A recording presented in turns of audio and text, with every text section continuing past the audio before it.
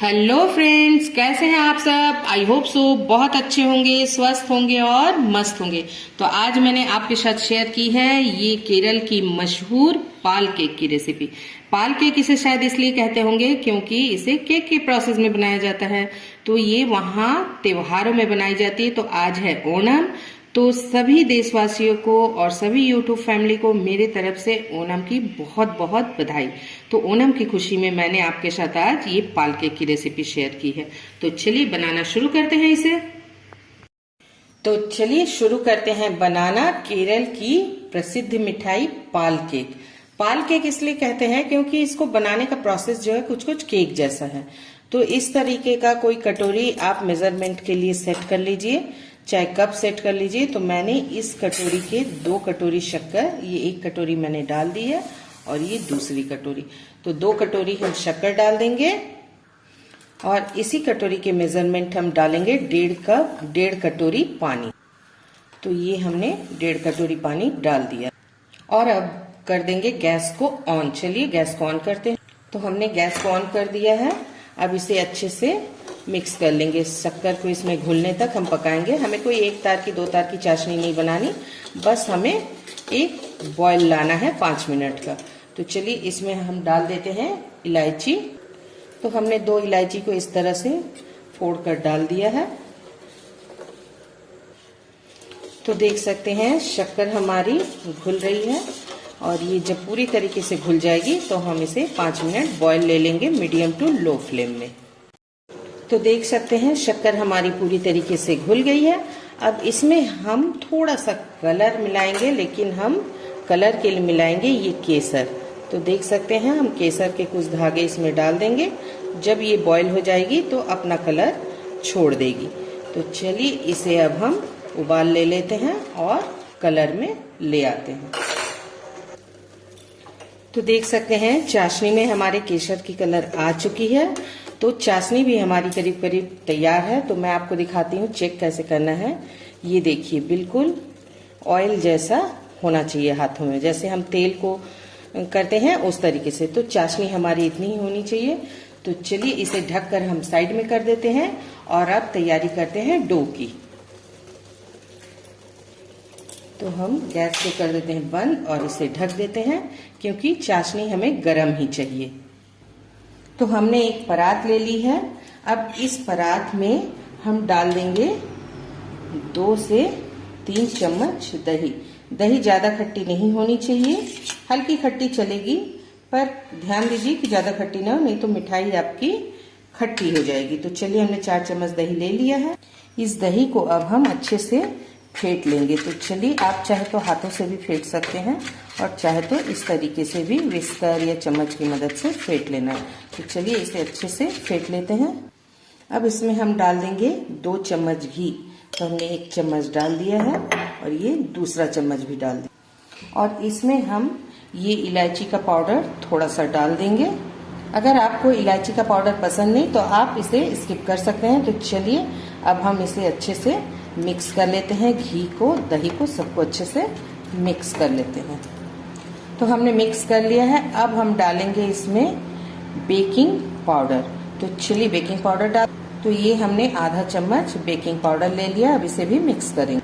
अगर आपके पास baking powder नहीं है तो आप बेकिंग सोडा, जो मीठा सोडा कहते हैं, उसे भी यूज करते हैं, लेकिन उसे आप 1/4 चम्मच डालिएगा।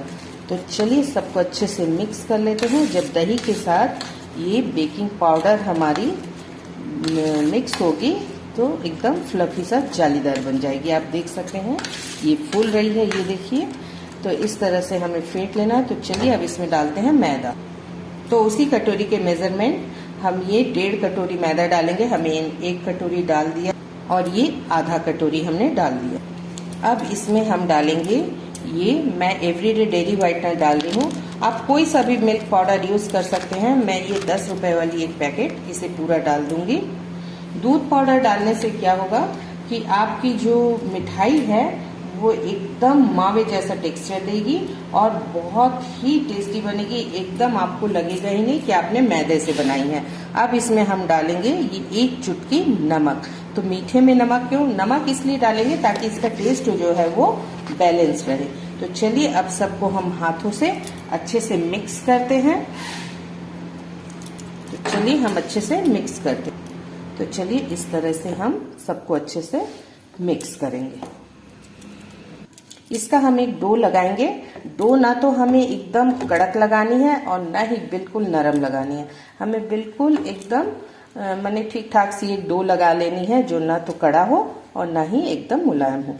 तो चलिए जब हम इसे इस तरह से लगाएंगे तो आपको अगर लगे कि इसमें जरूरत है तो आप उस समय थोड़ा सा दूध लेकर एक एक चम्मच के जितना थोड़ा थोड़ा डालकर इसका एक डो तैयार कर लीजिए। तो एक साथ नहीं डालेंगे, हम थोड़ा थोड़ा डालेंगे और डो को तैयार करेंगे। देख सकते हैं 50% डो हमारी बन चुकी है। तो इस तरह से हम मलते हुए इसे डो बनाएंगे। तो देख सकते हैं डो हमारी तैयार है। देखिए हाथों में भी बिल्कुल नहीं चिपकी हुई है, मतलब डो हमारी परफेक्ट बन गई है। तो चलिए अब हम इसे बेल लेते हैं। तो हमें इस तरह से एक चकला ले लेना है और डो को इस पे रखना है और इसे अच्छे से थोड़ा मल लेना है ताकि क्रैक्स ना आए। क्रैक्स आएंगे तो भी कोई दिक्कत नहीं, लेकिन कोशिश कीजिए ना आए। क्रैक्स आने से वो फिर फूलती जब है तेल में या चाशनी में तो वो फिर एकदम लेयर दर लेयर दिखने लगती है और इसमें सॉफ्ट बनेगी अंदर से और तेल भी ज़्यादा नहीं पिएगी और अच्छी बनेगी। तो ये हमने इसे कर लिया है। अब इसे हम बेलेंगे। तो इसे हम हल्के हाथों से इस तरीके से बेल लेंगे एक रोटी की शेप में। तो चलिए बेल लेते हैं।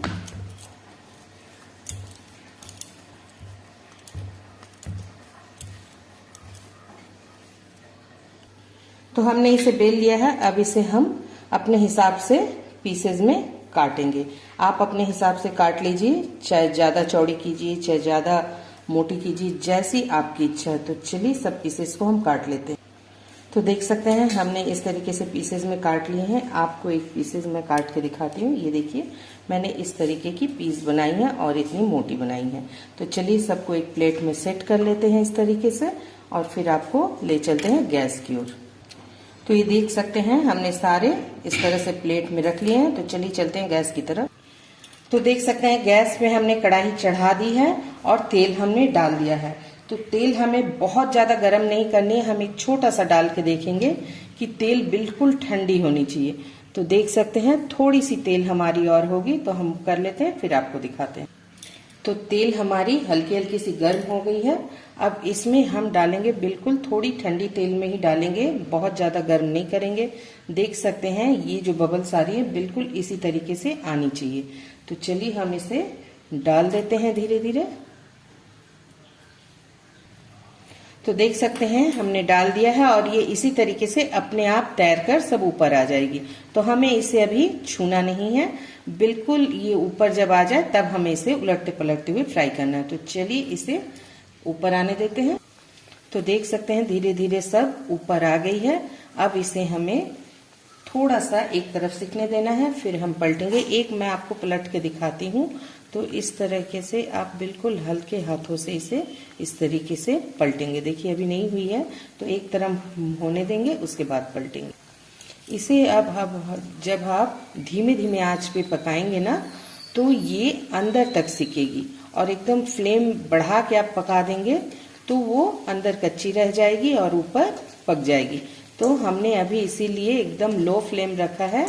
इसे थोड़ी देर बाद हम 2 से 2.5 मिनट बाद इसे थोड़ा सा मीडियम फ्लेम में कर देंगे। अभी हम लो फ्लेम में ही इसे पलट दे रहे हैं ताकि ये चारों तरफ से उलटते पलटते हो जाए। तो चलिए अब फ्लेम को हम थोड़ा सा बढ़ा देंगे और इसे अब अच्छे से पका लेते हैं। तो इसे हमें बिल्कुल थोड़ा सा लाल रंग होने तक पकाना है। तो चलिए हम इस तरीके से पका के आपको दिखाते हैं। तो देख सकते हैं इसने अपना कलर पकड़ना शुरू कर दिया और आपको मैं दिखाती हूँ कि ये कितनी, देखिए ये फूल रही है। ये देखिए, देख सकते हैं आप इसकी मोटाई। ये देखिए ये जब तेल में गई है इतनी फूल रही है, अभी चाशनी में जाने के बाद भी फूलेगी। तो चलिए सबको तैयार कर लेते हैं, फिर आपको दिखाते हैं। तो ये फ्राई हो चुकी है। अब हम एक एक को निकाल लेंगे। तो चलिए निकाल के दिखाते हैं आपको। हम इसे इस तरीके से निकाल लेंगे। आप चाहे तो स्ट्रेनर किसी जाली में भी रख सकते हैं। वैसे ये ऑयल खींचती नहीं है। तो चलिए इस तरीके से सबको निकाल के फिर आपको दिखा। तो देख सकते हैं हमने निकाल लिया। चलिए अब इसे चाशनी में डाल देते हैं। चाशनी हमारी गरम है और ये भी गरम है, तो गरम गरम ही चाशनी में डालना है। तो चलिए हम गरम गरम ही अब चाशनी में डाल देते हैं। ये भी गरम है, चाशनी भी हमारी गरम है, इसीलिए हमने चाशनी को ढक कर रखा था।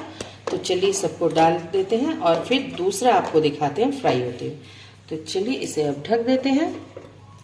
तो चलिए अब दूसरे को भी हम, जो दूसरी लौट है हमारी, उसे भी डाल देते हैं। और बिल्कुल फ्लेम हमने धीमे ही रखा है, बिल्कुल लो पे है। तो चलिए इस तरह से सारे को भून के आपको चाशनी में डाल के फिर दिखाते हैं। तो ये हमने तैयार कर दिया है पाल केक। देख सकते हैं ऊपर से एकदम क्रिस्पी सी लेयर है और अंदर बिल्कुल सॉफ्ट है। तो आपको मैं एक कट करके दिखाती हूँ। तो देख सकते हैं बिल्कुल तैयार है। तो चलिए आपको मैं प्लेटिंग करके दिखाती हूँ कि ये कितनी सॉफ्ट बनी है। तो ये देखिए मैं आपको एक कट करके दिखाती हूँ। पाल केक को कट करने का मजा ही कुछ और है और खाने का भी। तो ये देख सकते हैं कितनी सॉफ्ट बनी है। ये देखिए मैं आपको दिखाती हूँ। देखिए अंदर तक इसमें जूस जो है, सीरा हमारी चाशनी जो है चली गई है। तो अगर आपको मेरी ये रेसिपी अच्छी लगी हो तो लाइक एंड सब्सक्राइब करना मत भूलिएगा। तो कल फिर मिलूंगे आपसे एक नया रेसिपी के साथ। तब तक हंसते रहिए, स्वस्थ रहिए, मस्त रहिए। थैंक यू दोस्तों, बाय बाय दोस्तों।